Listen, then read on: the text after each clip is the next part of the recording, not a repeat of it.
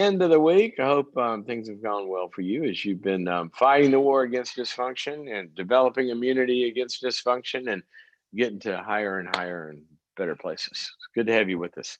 Those of you who are regulars, you know this is a call in program, and you can call in and you give us actually the content and the stuff we're going to talk about. So I'm going to start out early here by giving the number.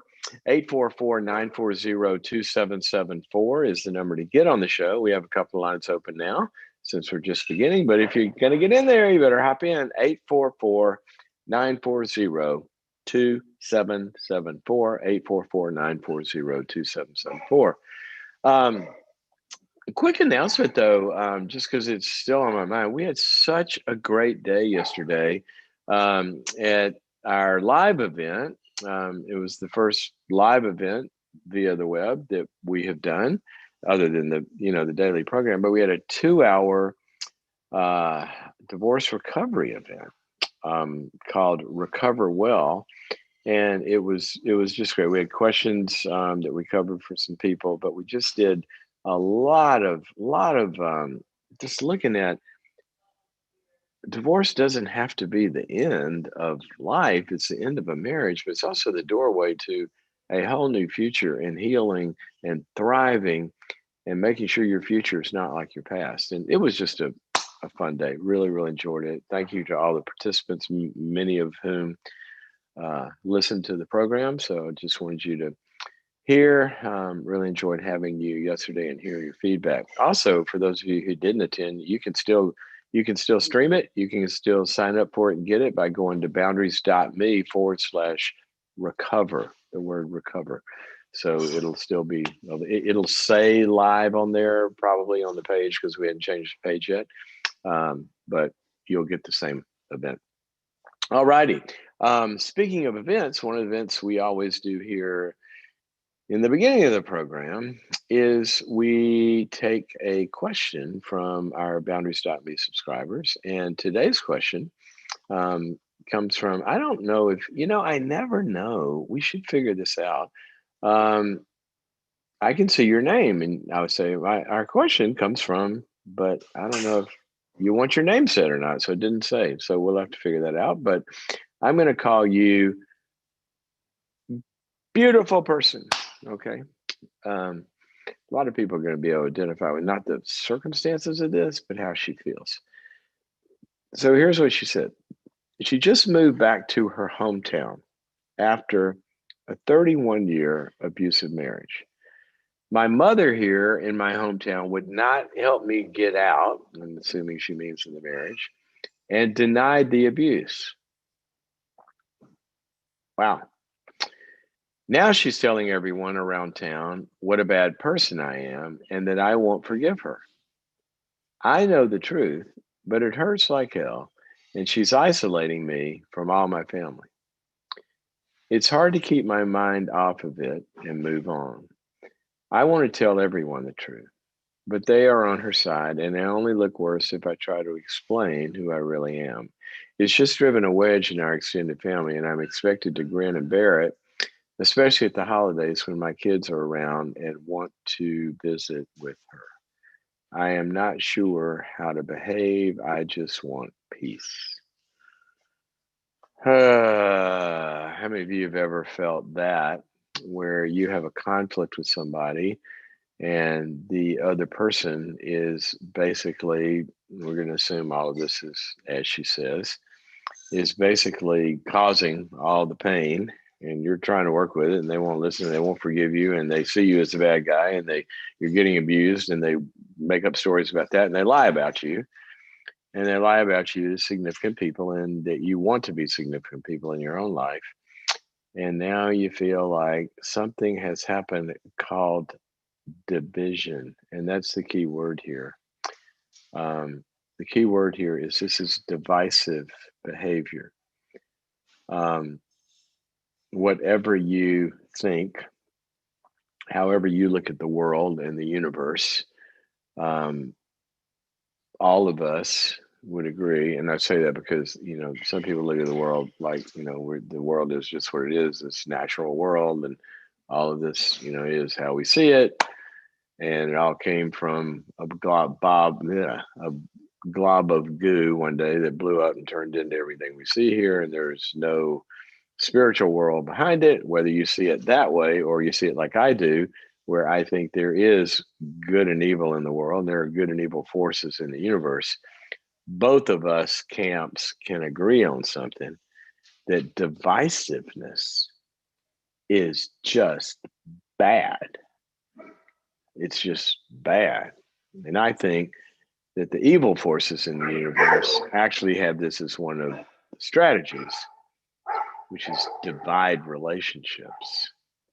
Because God wants us to love each other, but what happens is third parties come in and divide and separate people.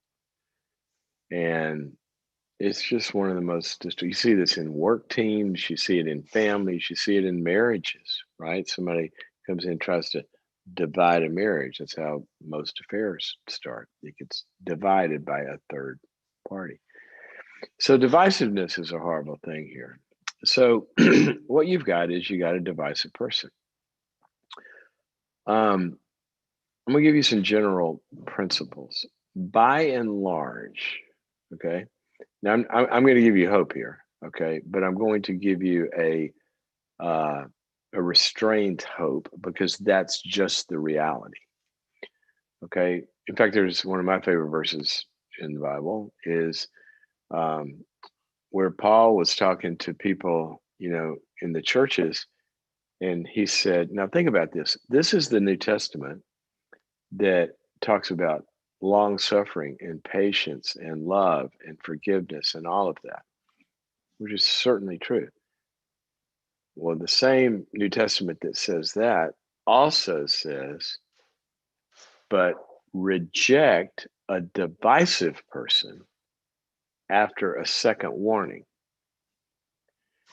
Now, here's what's important to see about this.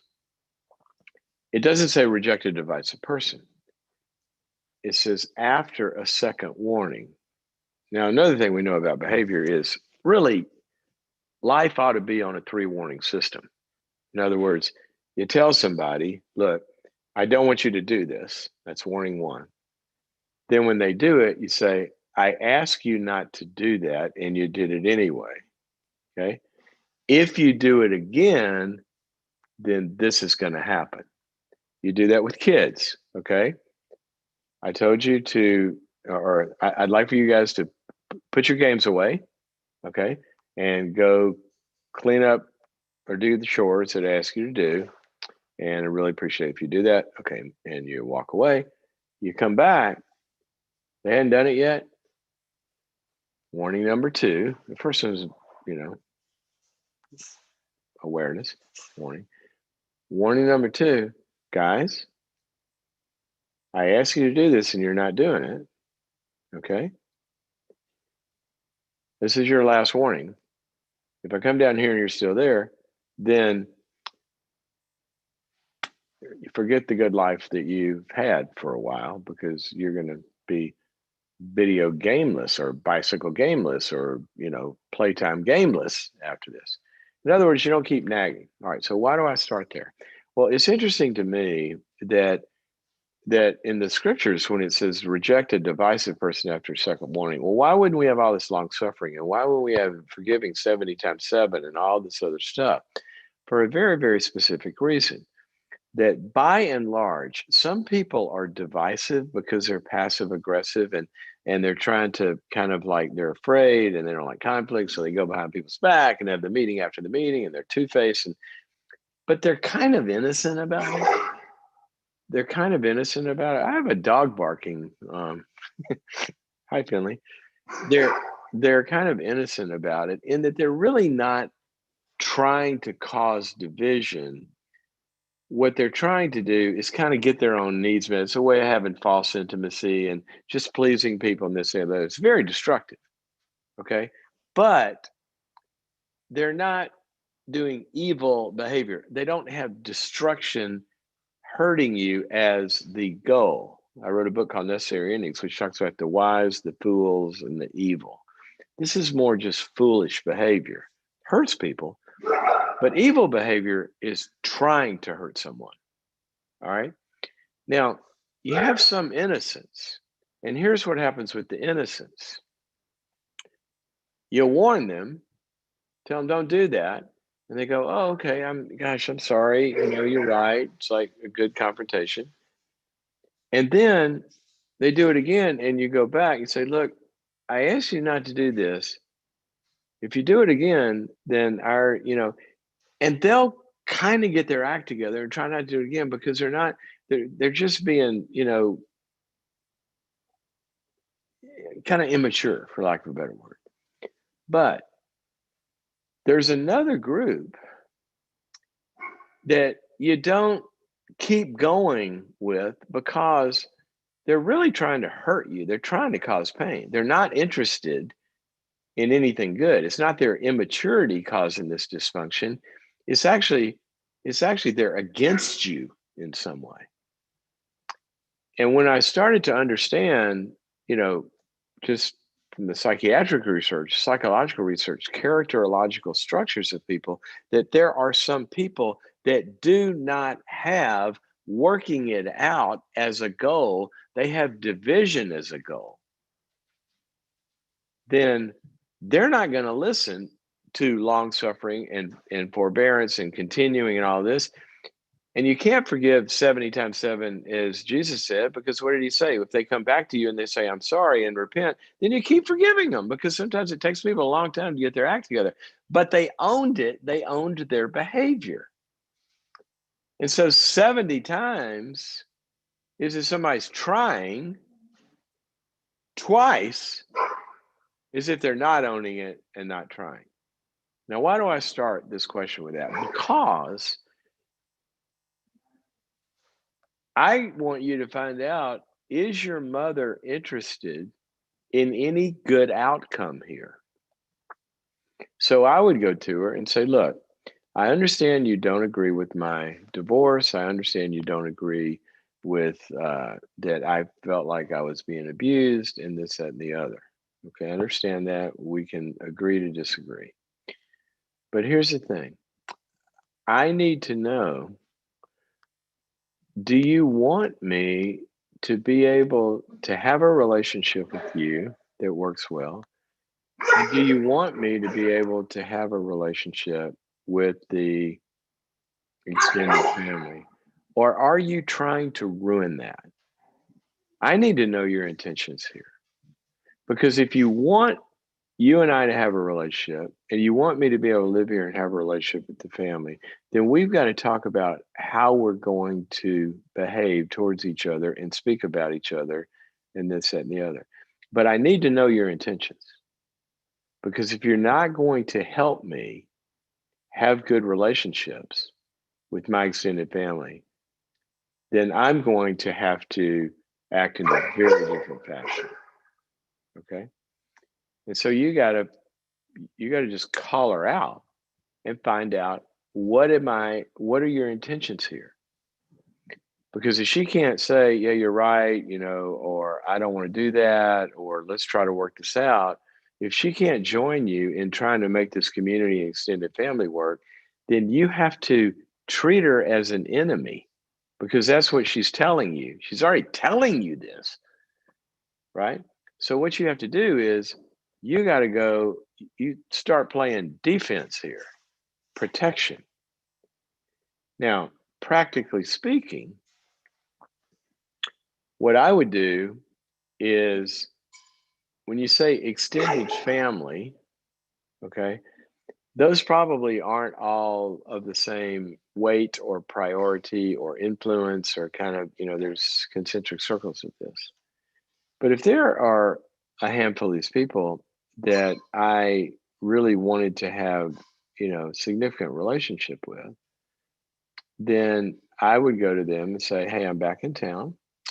I want us to be able to hang out. I'm aware of that there might be some tension here and some issues, and you might have some issues with me, but we haven't really been able to talk about it. And if you do have any issues with me, I need to know two things. Do you want to have a relationship?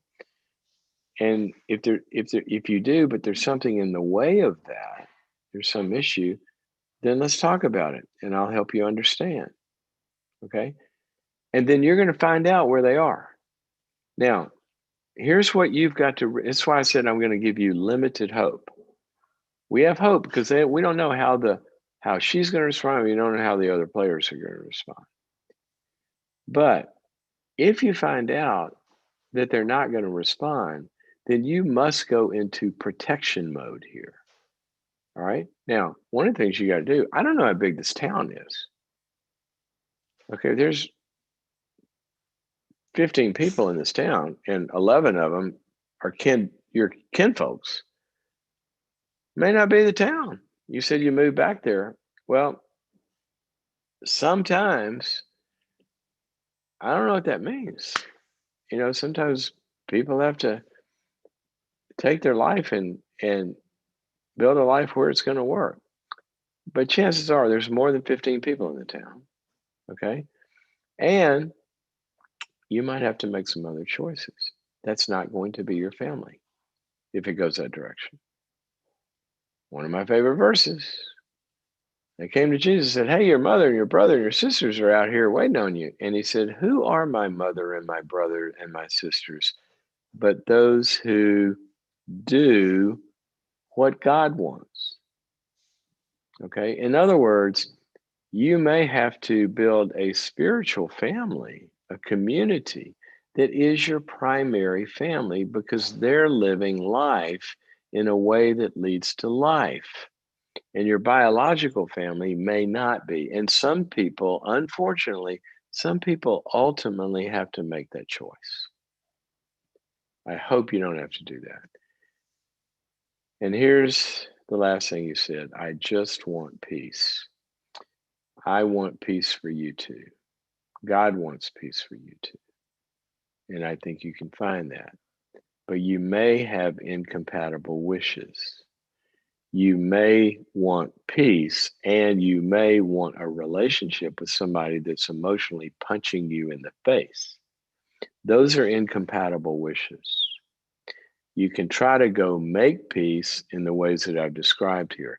But if that does not work, then to have peace, you might have to not get close to somebody that's swinging at you. Okay? So there we go. 844-940-2774 is our number. 844-940-2774,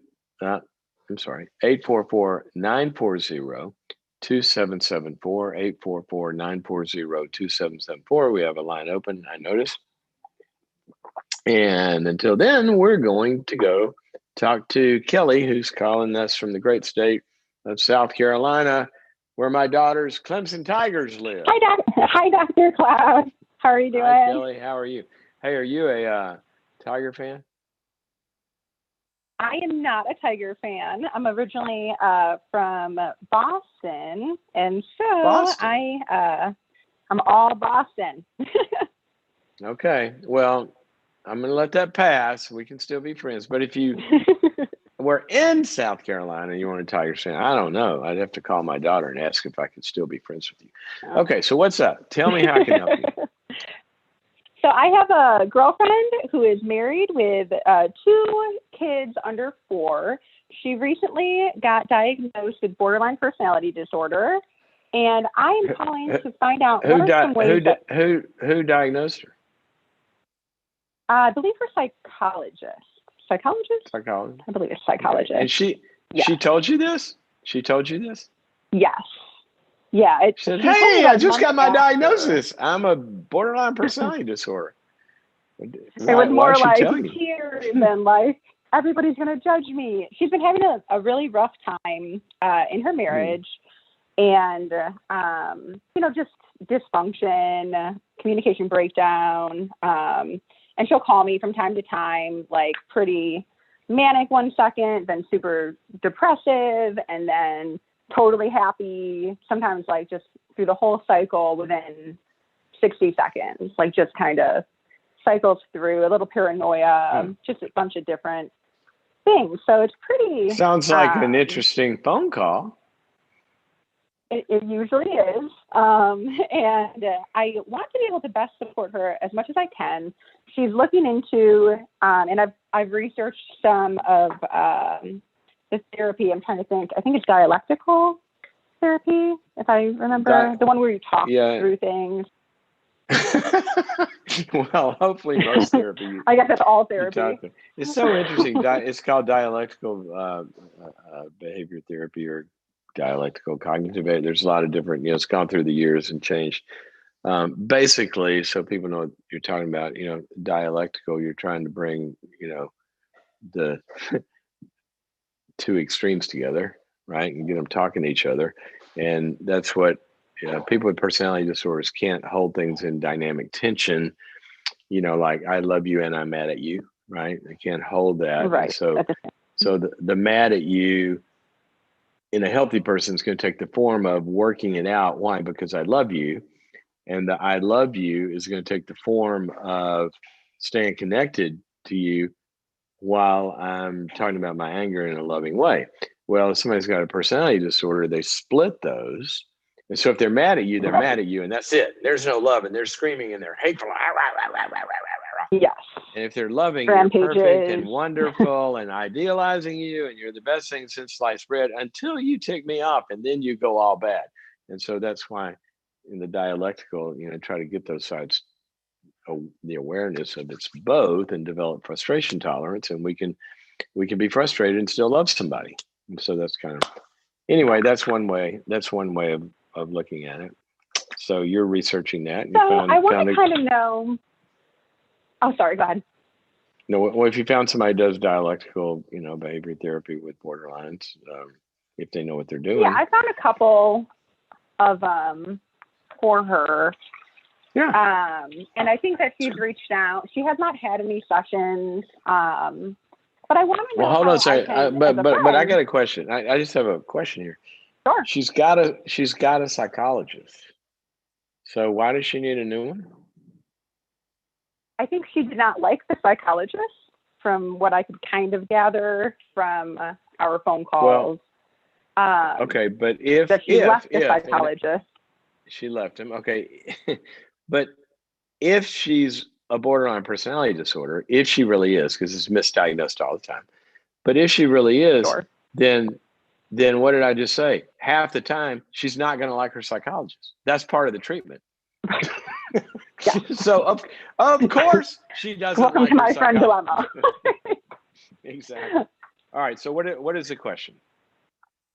So how can I support her? I mean, I've tried to I've given her your show to listen to. I bought her Changes That Heal. She's also had a lot of trauma in her past. If she calls me and she's going through difficult times with her husband, I try to remain neutral and completely calm and just kind of speak with her, ask her questions.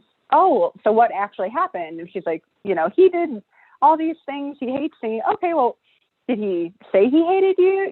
Just kind of ask questions, just to kind of gather information to kind of bring her back down. Kelly, I'm going to start calling you when I'm having a bad day. You're pretty good at this. Well, it's all thanks to you. I listen to you every day, and Boundaries Not Me member, and reading your book. That's great. So. Well, there's some stuff on there though. All so you. give me the question. What do I do? So what are some ways and some actionable steps that I can take or do or say to my girlfriend when she does call me, that could be helpful to her, outside of, just encouraging her to go to, her psychiatrist, whichever one. And what can I do to support her? Because a lot of times what will happen is there will be a breakdown in communication with her husband. It's definitely very dysfunctional. He'll record her outbursts and call the police on her frequently. I mean, 8 times a month. If she follows him around the house. Wait a minute, stop. Hold on a second, stop. Yeah. He calls the police on her 8 times a month? Probably did somewhere between 4 and 8 times a month. Literally the police come to their house 8 times a month. Literally calls the police. Okay, so yes, they knock on the door. They tell him to. Yeah. Is he is he unstable, or are these literally 8 psychiatric or violent emergencies? I don't believe that they're violent. Again, it's just purely from her side that I'm hearing things. Why would I call the cops?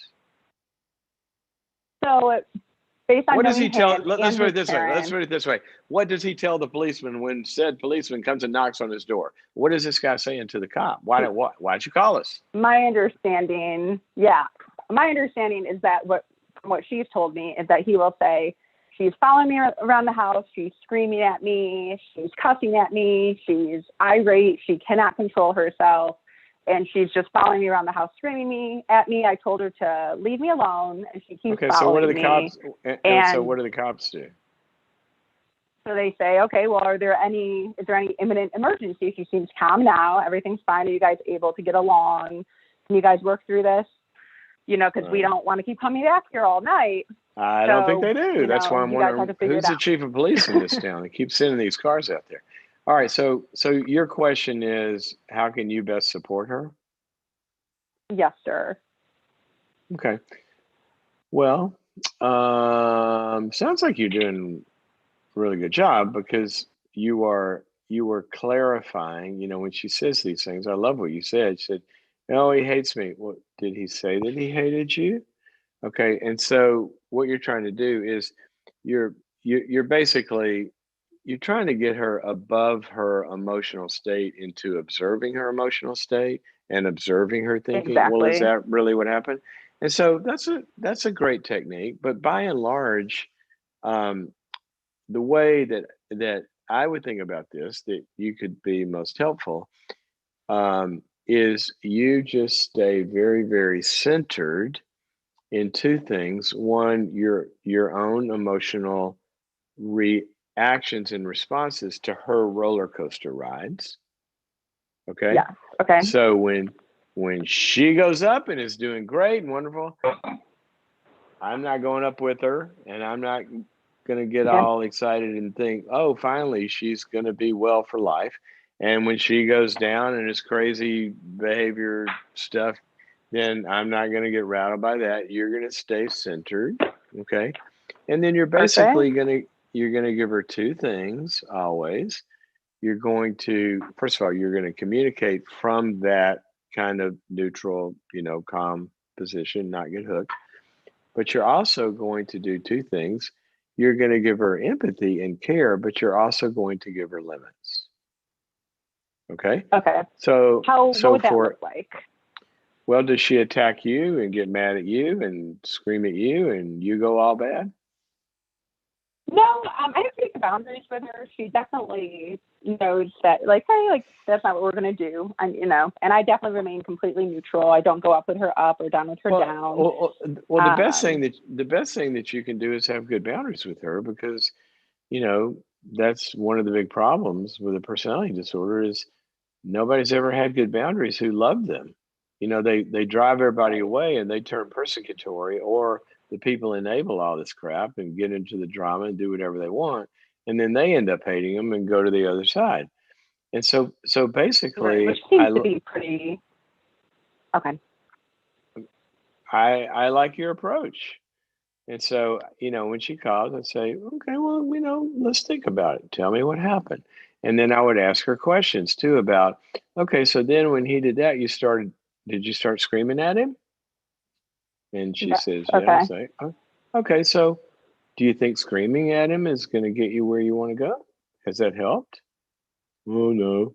Okay. Well, if it hasn't helped, then maybe we could talk about some other things that you could do instead of scream at him. You're just asking her questions, observing her behavior, empathizing, and I want your home number. I'm gonna call you. You're pretty impressive with this stuff. So love and limits. That's an honor, because I really appreciate that. I definitely appreciate that, because I'm I try to do well, but then I'm I hope I'm not. You're doing great, but here's what I would do. Here's what I would do. This is the most important thing: is keep your boundaries. When you say, "Okay, I get it on phone now," and she goes over dramatic and rages and all that kind of stuff, say, "Okay, I understand you're upset. but I gotta go. I'm gonna hang up, and you keep your boundaries. Don't let her Perfect. her chaos and all this is gonna try to make you more flexible to adapt to the craziness. No, what we want to do is you're the sane one here. We want the craziness to adapt to the boundaries of the sanity. Okay. Perfect. So got to run. Okay, great. I think that's super helpful. You're, I'm going to put you on the I'm calling you club, except you're not a Tigers fan. You got to work on that. Anyway, thanks for your call. Hope that's helpful. I'll work on it. Thank you. Okay. Many people can identify with Kelly in that you've got somebody who's chaotic in your life, whether they're borderline or not. I've got a little bit of a pet peeve with that because two things. One is I think there's a lot of armchair diagnosing going on. You know, that a lot of people read an article or they look this up on the web or, oh, that's so and so. Well, maybe, maybe not. You don't know. Okay. If you don't know, right? If you don't really know what you're talking about, diagnosis of a personality disorder, there's some complex factors in there, but the second thing that really bugs me about this whole topic is that people are getting labeled now as they're a borderline personality disorder, narcissistic personality disorder. And then once people say that, then they have this two problems, total misbelief. They say, and you can't do anything about that. That's total BS. Borderlines have been treated successfully for decades now. I mean, I've done it many, many times. And they do get better given the right kind of treatment. So don't wave the white flag and write people off as untreatable because of a personality disorder. Is it difficult? Yes. Does it take a lot of work? Yes. Is having its ups and downs? Yes. Yes. But is it doable? Yes. Okay. So I don't know if it's borderline or not, but I do know this, that all humans are born borderline. We are. Have you ever talked to an infant that had a gray day? It's kind of good and bad, Well, I liked it when mom showed up with the milk. It was a little, it's not as warm as I like it, but I'm really grateful that she cares about me, and I think I'll talk to her. Maybe she could improve that. No, see, that would be putting the good and the bad together, right? Well, infants come into the world, and if they're warm and cuddled and given their milk and they're comforted, they go into drunken sailor milk coma. They're just, everything's wonderful. They're cooing and, everything's wonderful. But then as soon as they feel any frustration, it's all bad. Okay, well, that's expected in an infant. But what good parenting does is it takes those extremes and it brings them together so this infant learns, I don't have a good mommy and a bad mommy. There's not two mommies, which is what borderlines do. You just said sometimes you're loving and we're best friends, but as soon as you frustrate me, then you turn into the devil, right? Or I love this new church, and then somebody didn't greet them right. I hate that church. They're all a bunch of hypocrites, and they go from good to bad, good to bad, good to bad. Well, all that is unintegrated primary process splitting that infants have, that good parenting contains, and you learn what every good marriage has got to learn, what every good job has got to learn, what every good church attendee has got to learn. The same job that I love also frustrates me. The same boss that I love also says no to me and puts limits on me. The same spouse that I love also has some habits and hurts my feelings and this, that, and the other. And they're all one person, and I love the whole person and have the capacity to deal with both the loving and the resolving problems. That's maturity. So all borderline personality is, in a sense, it's not curing us, the failure to cure us of the original splits that we come into the world with.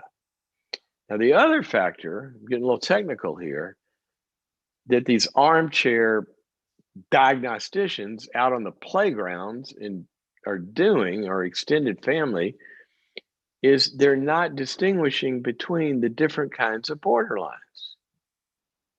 And you deal with them very, very, very, very, very, very differently. Some have a preponderance of, the term that's used the most is envy, where basically envy defines the good as that which I don't have. And then once I have it, I spoil it and make it bad. Right? That's why you see some people go from spouse to spouse to spouse to spouse, or church to church to church to church, or house to house to house, or whatever. Oh, see, what I have is not good. What I don't have is good, and I idealize it, and then I go to it. But now I've got it, and so I spoil it, and it becomes unusable to me, and now it's bad. Now I got to move on to the next one. Well, that's one kind of borderline. Another kind of borderline is a more mature one that basically the problem is rooted in more abandonment than envy based other kinds of issues. It's way too complicated to go into. But my point is, here's what I would like for everybody to do. If you're not their doctor, then why do you need to diagnose them? Unless you have a treatment plan. What we want to do with people is exactly what it's talking about. You want to be stable, and you want to be loving, you want to be empathic, and you want to have understanding, you want to help them observe themselves, and you want to have good boundaries and not let them abuse you, okay? And not let them get you out of control. And typically, when we do that with each other, we become integrative in their lives. We don't react when they react. We're calming agents. We encourage, we contain out of control behavior by confrontation and by limit setting. Why don't we do that instead of diagnosing? This is a big problem. I'm gonna go on a little rant here. I'll tell you another problem where we hear this, or where we see this, is in medications, especially in the psychiatric and psychotropic meds. There are people that are just, and sometimes they do this for religious reasons. Sometimes they do this for their, worldview reasons about, holistic, natural-based stuff, which are fine. Sometimes they do it for their own control issue. But you got some people that just go around telling people that need medicine because they truly have some biological components to their illness, whether it's depression or bipolar or some anxiety disorders. And they say, what are you doing taking those meds? You don't need those meds. That's a crutch. You should, blah, blah, blah, blah, blah. And they're talking people out of their medicine when the people actually need the medicine. And they don't need it as a crutch. And that's the misunderstanding, that a lot of people put these medicines into one category and they don't even know how they work. I just had a friend who recently, so many things happened, went through she was still kind of functional, but what we would call kind of a breakdown. You couldn't leave the house, couldn't be with friends, panic attacks all the time, and this, that, and the other.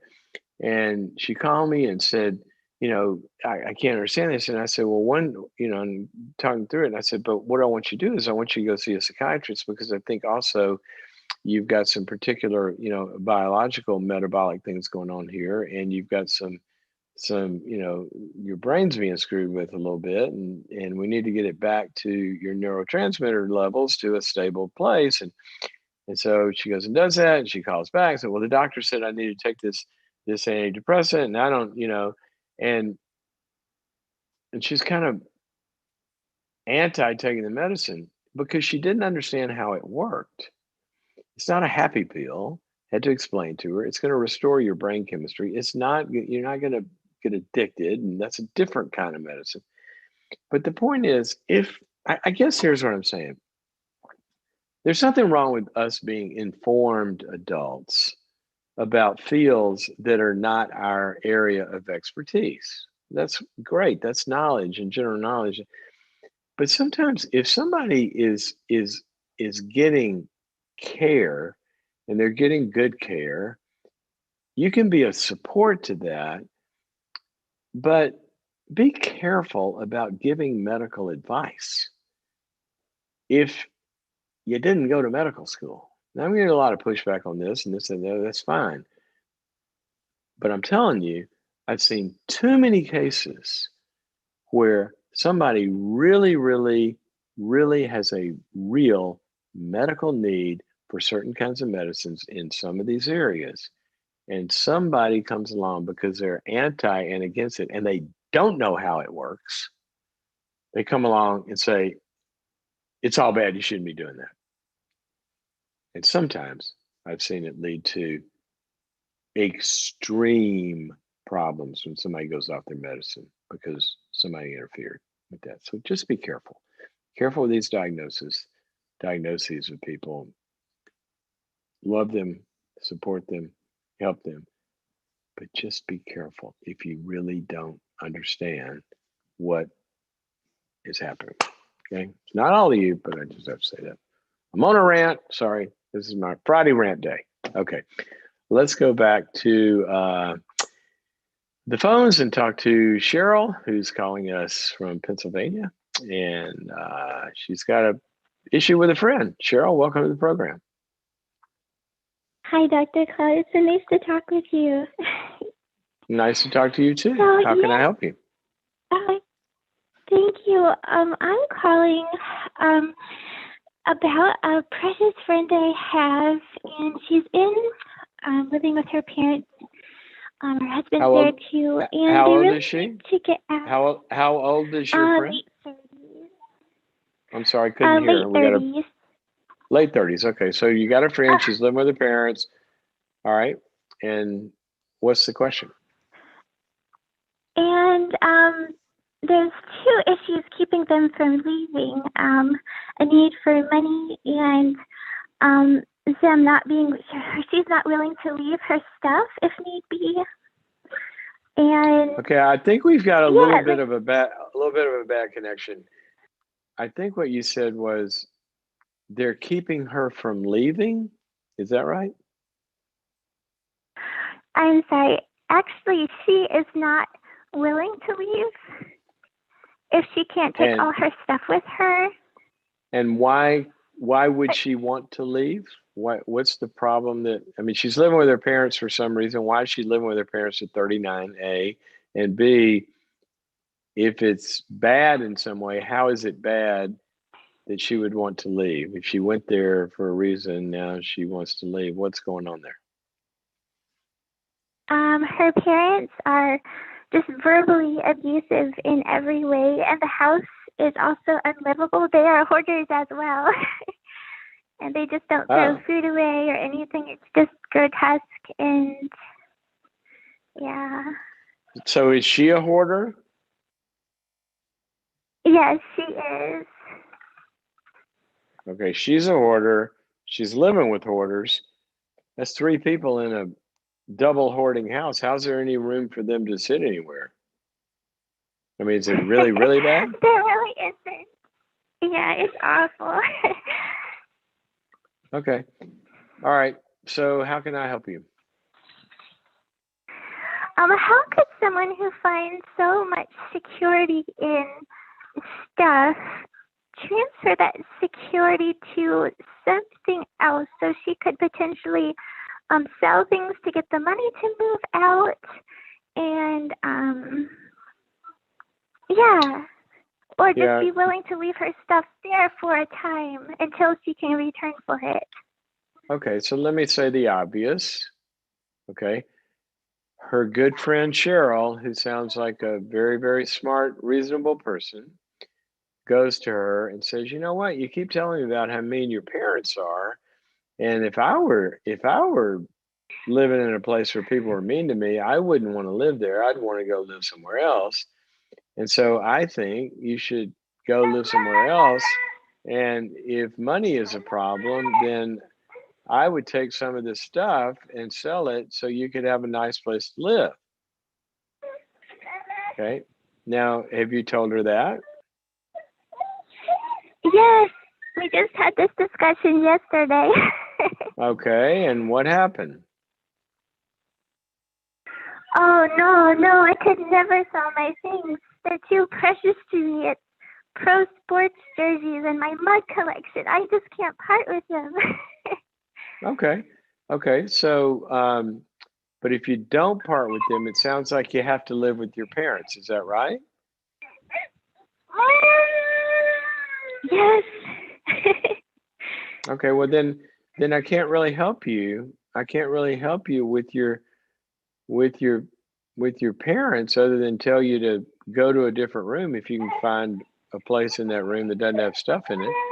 But if you're telling me that they won't respond to your request to be nice to them, then the only thing you can do is either stay away from them or stay out of the house or this and another, or you can move. And if you're telling me the option of moving is too scary about your stuff, then I would suggest that you go see a counselor to help you work through that fear of letting go of your stuff. Those are kind of the options. I like that. So if her counselor she's been seeing a while isn't really helping her with that, does she need a different counselor, or maybe it's just her not being willing to move forward? Well, the first thing she needs to do is talk to her counselor and say, I don't really feel like I'm making progress here. Okay, do you think you're able to help me? Do we need to focus on something different? Maybe I should get a second opinion. What do you think about that? And maybe she wants to go get a second opinion. But whenever counseling isn't working, then the first thing is we got to ask the question, if what we're doing is not helping in some way, then we don't want to keep doing the same thing and expecting different results. So let's examine what we're working on. Maybe we need to change directions, or that's something a good counselor would be able to do. And sometimes you do get a second opinion. Now, I will tell you this, that if she is a real hoarder, that's not something that changes in a few sessions either. You know, it's a pretty tough deal. All right. Now, depending on the kind of hoarder she is, like how her brain is glued together, you know, some of this is rooted in some higher level kinds of conflicts, separation anxiety and stuff like that. But other times it's rooted in some uh, real disturbances. Okay, it can kind of run the spectrum, sort of like borderline. There's all different kinds. And so I would encourage her in the counseling and to get some other counseling and just keep presenting her with the options. Well, those are your options. And, you know, and kind of help her get some good boundaries with her parents. You know, you don't have to be around them. You can go hang out with me and your friends and to while you're saving your money. And maybe you need to go talk to somebody to help you with your money to get enough money to have a budget and go find a roommate and a place where you can live. But I would just keep presenting her with the options. But you're not going to really be able to solve her problem until what you can do is be a bridge to her to go through some good, you know, therapeutic processes that are going to help her to solve her problem. So I think you're being a support, you're giving her options, but you keep presenting choices to her and making her aware of the choices, and then she can choose, what does she like worse? Is it harder for me to sit here and be, you know, yelled at by my parents, or is it harder for me to take a step of courage and move towards becoming healthy where my life is not defined by stuff? And also, I'm going to say this one more thing, and then we got to go to some other calls. Thank you for your call, by the way. Um, you know, if somebody says that about their stuff, well, I could never let go of my stuff. I would ask them, is all your stuff equal? Have you ever rated your stuff? Not raided, like come in and raid the place, but rated in terms of what really matters and what kind of matters and what sort of matters and what. See, a lot of times when people are pack rats and hoarders, they have undifferentiated ways of looking at emotional attachments, and it all goes into one. This is my stuff. Well, it's your stuff and it's your stuff, but all stuff is not equal. And I would start to kind of ask her what brings her the most and why, and get into some of that and see if she can begin to kind of take some steps on what she could possibly let go of. And I would ask her, "You want me to help you?"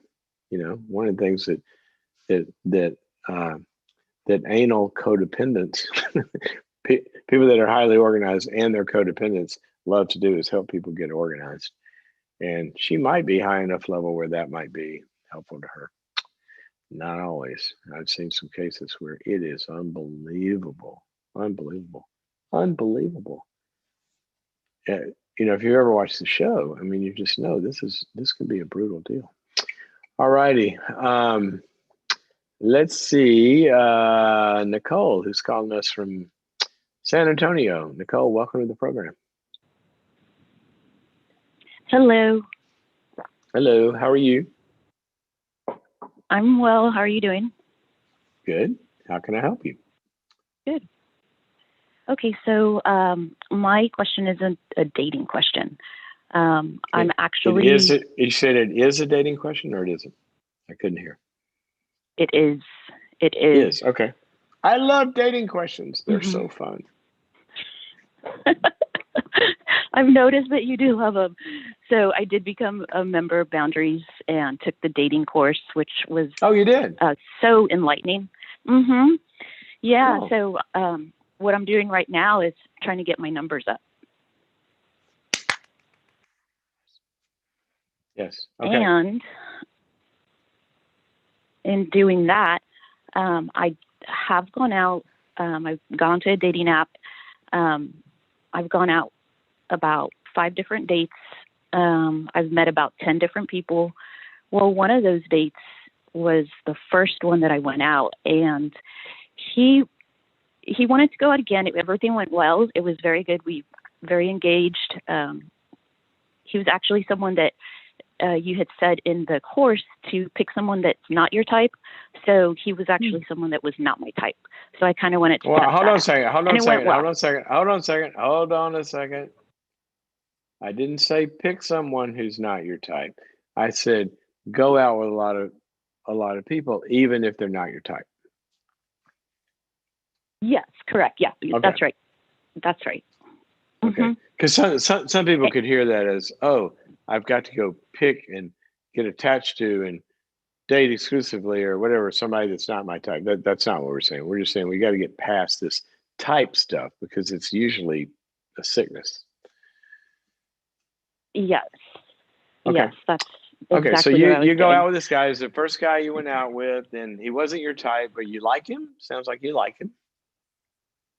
Yes, I do. Okay. I do. He's so we went out on a second date, and then the third, and on the third one, I had told him that, you know, kind of this thing that I'm meeting new people, I'd still be dating, so he's not the only one, and just wanted to let him know that. And so he, in turn, he in turn started telling me that he wanted me to just be exclusive with him because he could tell that within the first 10 minutes that he met me that I was special, I was different, because he has already gone out with a lot of dates. He's probably like 2 years ahead of me on dating. So he asked that I break my dates. In what way? If he falls in love after 10 minutes, then he has not learned that he's got some issues with idealization, for one, and impulsivity, for two, and a host of other things. So he may have been doing this longer than you, but I'm not sure he's more advanced than you. That is a really, really, really yellow flag. I mean, so yellow that it's screaming red if somebody falls in love after 10 minutes. But come on. Okay. So anyway, I'm saying you're probably farther down the road than he is, but keep going. Keep going. Yeah. So that was one of my concerns, is that was something that's a yellow flag. And then, and then he said that he broke all his dates that he had planned after he met me. Yeah. Sorry, pal. So I'm enjoying this dating thing. I don't want to see one person in particular, but he ended up saying that that I would be missing out if I didn't choose him exclusively over meeting other new people. Okay, first of all, Nicole, listen to this. I'm gonna just give you three quick things. One is instant idealization, red flag. Okay, instant idealization. Mm-hmm. Number two, did you notice the inequity? He said, "Oh, I've been dating a lot of people for 2 years. I'm giving myself this process and I'm getting myself all this time to learn and this, that, and the other. And when Nicole tells me that's what she wants, I say, no, you can't do that. You should choose me and abandon all of your plans for what I want." Does that raise any kind of like, why do you get to do it and I don't? Yeah. Okay. Yeah. That's another question. And thirdly, so I had keep going. I love these dating questions because it just brings out all these issues. I didn't know how to respond at that moment. So I told him that I just wanted to think about, what he had said and get back to him on what my thoughts are about it. So I ended up just telling him that, look, I understand where you're coming from, but that's not something that I'm wanting to do right now because I feel like I have to be selfish right now and learn. No. We're not gonna. No, that's not selfish. No. Nicole. Selfish is when we live in the world and all we care about is ourselves. Okay? But let me tell you something. Dating, making a choice of getting in a relationship exclusively is a decision that you're making for yourself. You're not doing that for somebody else. So that's not selfish. This is your life. You get to choose who you're going to be exclusive with and who you're not. Don't judge that as selfish. Of course, it's for you.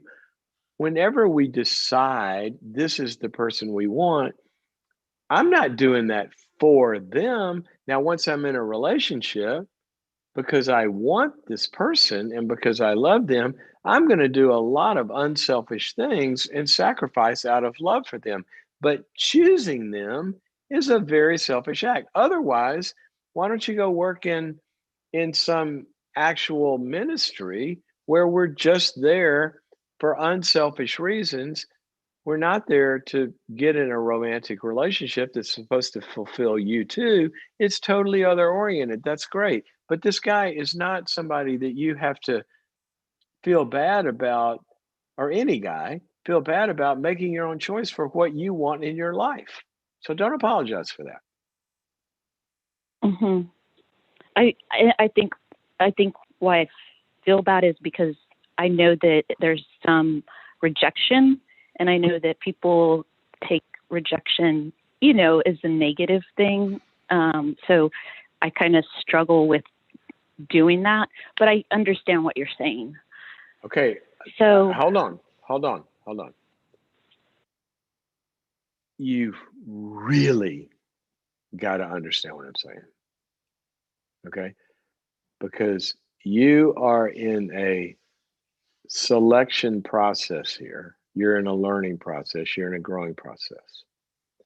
Okay. Part of dating is and I don't even want to call it risk because it's certain. I mean, how can something be a risk if it's certain? So if you're in a process that by definition is a getting to know and not matching and moving on process. In other words, it has rejection into it and it built into it. And otherwise go get an arranged marriage. There's no rejection there. Okay. But if we're going to be in the voluntary program here of finding mates, then when he signs up or any other guy signs up for this process, he's signing up for it'd be like saying, I'm going to go play football, but I don't like getting blocked or tackled. It's like I'm going to take that personally. It's part of it. So don't you feel bad about choosing to not want to continue with somebody. This is not a ministry. Okay? You make your choices based on what's good for you. Don't be a rescuer for people that can't handle frustration. Yeah. All right? Okay, so we're coming in on time here. What's the question? I think you're kind of getting it here. I think you're kind of like saying, you told him, I don't want to be exclusive. And so is there a problem? Well, he ended up saying, okay, well then we can, I guess he gave it some thought and said, okay, well, I don't mind, I still do want to just spend time with you and get to know you. But now after all that's happened, I kind of feel like, well, is that those yellow flags kind of have me almost, and like you said, almost screaming red, has me wondering maybe this is where this one stops and then, don't necessarily continue it. Probably, but I wouldn't even worry. I wouldn't even worry about that because all you have to do is keep your boundaries with him. See, we don't have to worry about, because there's a lot of questions here. Is he possessive? Is he controlling? Is he whatever? Or does he have supernatural powers where he can see the one perfect person and he just wants to skip the process and wants you to do that? And now Mr. Wonderful is saying, okay, well, I'm mature enough to be patient. Okay, well, as Forrest Gump said, when stupid is as stupid does. Well, patient is as patient does, right? So if he's telling you, I'm going to be a mature person here and I'm going to accept the limits, okay? And you do your job and you keep the limits and you don't turn into friends with benefits, right? Or you're going further with him than you've defined the relationship as, and you're giving him more time and more access and altering and getting off your plan and changing your life to adapt to his wishes. If you're just working the program and keeping the limits and he's happy with the role that you have assigned him on the chessboard, that'll play itself out. And you'll find out, oh, these really were yellow flags. He's being a gentleman for a long time, and this and the other. And at some point, one of you is going to decide, right? You're going to say, gosh, there's more to this guy. He came off a little, impulsive and a bunch of other things. But over time, he's really shown his maturity and this and the other. And I mean time, okay? And then he might start to stand out in the crowd because he's proven himself with a track record. You don't have to judge it's like, it'd be like a teacher in a class on the first day of class having to judge who's going to make it to the end of class. You don't have to do that. You just have class every day and give the assignments and this, that, and the other, and they'll self-select out. And so if he can't be somebody that can adapt and this, that, and the other, he's going to go away. You don't have to make that call. You just have to keep the requirements. All you got to do is show up to class and say, class is from 8 to 9. And he says, but I want to stay till 3 in the afternoon, teacher.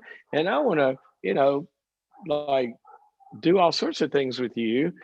That you say, no, I don't do that. We have a class and we go to movies and we do this. And say, there 9 o'clock's class over and bye. And tomorrow I've got some other students and this, that, and that. You're going to find out.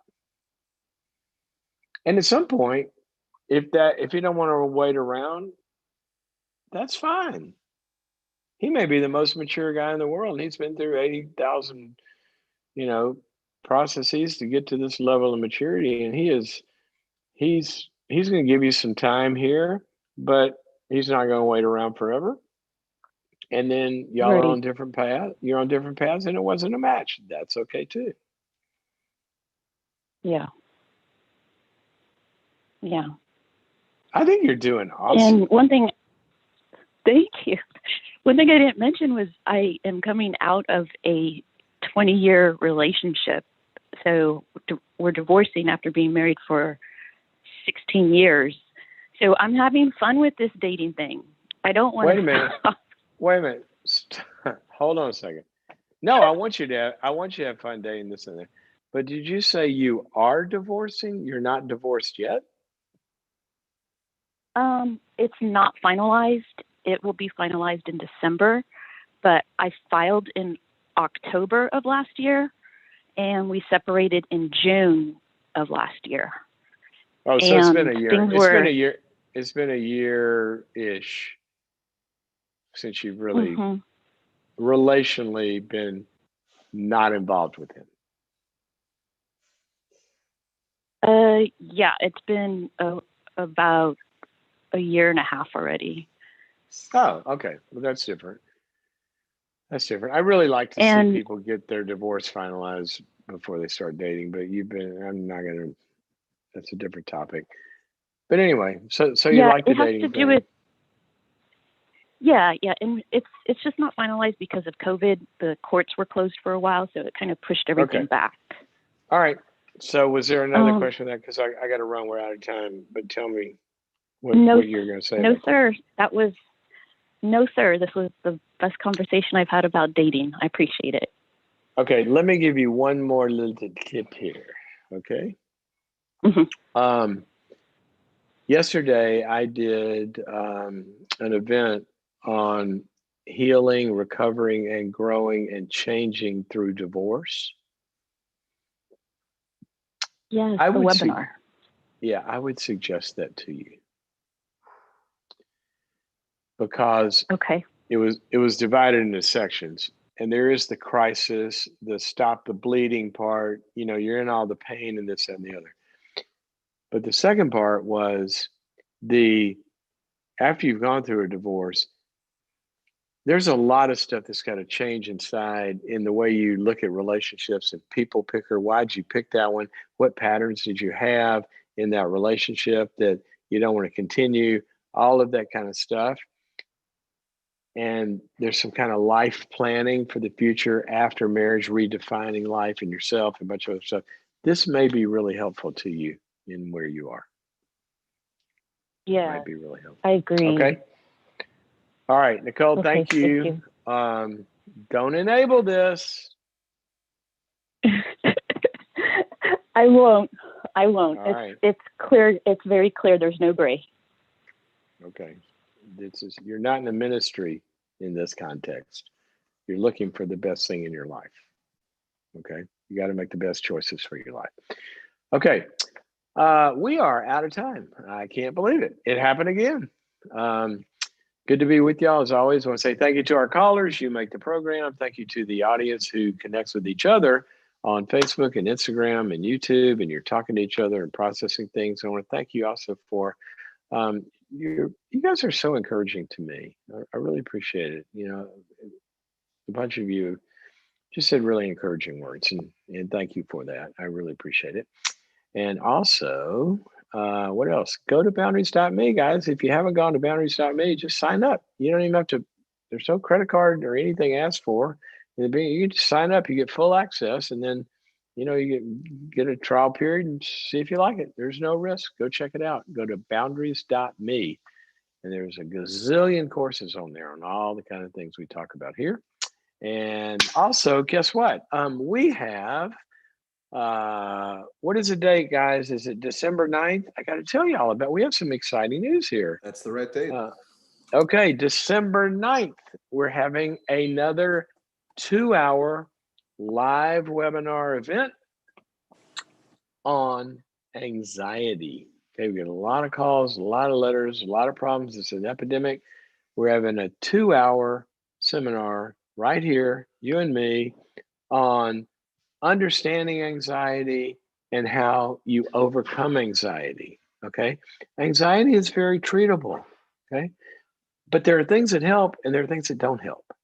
And there's different kinds of anxieties, and they come from different places. And we have to do different things in order to get over them. So this is going to be a very special event, sort of like the divorce recovery event we had yesterday. It's going to be 2 hours. It's going to be live. And once you sign up, you'll be able to stream it after that if you can't make that one particular time. But we are doing it live on that day. And there's a special. And we're going to make an announcement about when it goes on sale to the general public, just to let you know. It's not quite on sale, general public yet. It's not because you don't have the website up yet. As far as I know, that's correct. Okay. Well, one of the things I could do is you could send us an email to info@drcloud.com. You could do that and tell us that you're interested, and then we will be able to help you get signed up. But mark the date. It is. Let me look here and make sure it is going to be on December 9th. Now, again, if you can't make it on that date, you'll be able to stream it after that if you're signed up. Okay. Love you guys as always. I will, let me make sure. Yes, I will be here at 10 o'clock on Monday, Pacific time. Join me. Have a great weekend and see you then.